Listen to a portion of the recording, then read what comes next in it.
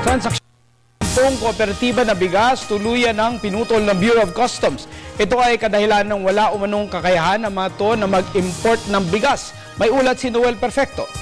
38 mga hinihinalang conduits o gamit ng mga sindikato ng bigas sa bansa ang tinanggalan na ng karapatang makipagtransaksyon pa sa Customs Bureau matapos na mapatunayang walang mga kakayahang mag-importa ng bigas ang naturang mga kooperatiba. Ayon kay iCare o Interim Customs Accreditation and Registration Program Chief Attorney Rhea Gregorio, all-out war ang atas ni Customs Chief Rufy Biazon sa lahat ng opisyalis at kawani ng adwana, partikular ang paglaban nito kontra sa mga smuggler ng produkto ng agrikultura. Ito ay upang mapangalagaan aniya ang interes ng mga lokal na magsasaka. We conducted inspection of their declared offices, and most of them were found to be non-existent anymore.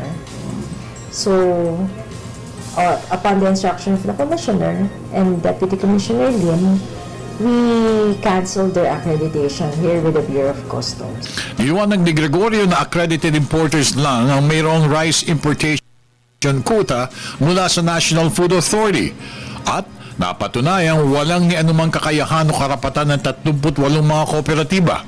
Kung kaya't dahil dito, patuloy na nililinis ng adwana ang listahan ng mga accredited importers ng mga fictitious o house show ng mga kumpanya. This is part of our drive against smuggling and also to help the farmers. Samantala, papaunahan mismo ni Commissioner Biazon ang pag-inspeksyon sa mga nakahold na mga second-hand high-end vehicles na kasalukuyang nasa loob ng Freeport Zone.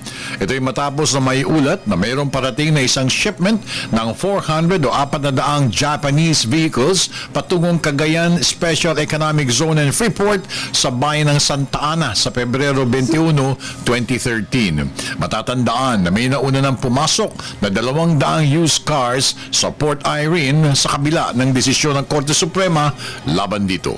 Para sa Telebisyon ng Bayan, ako naman si Noel Perfecto.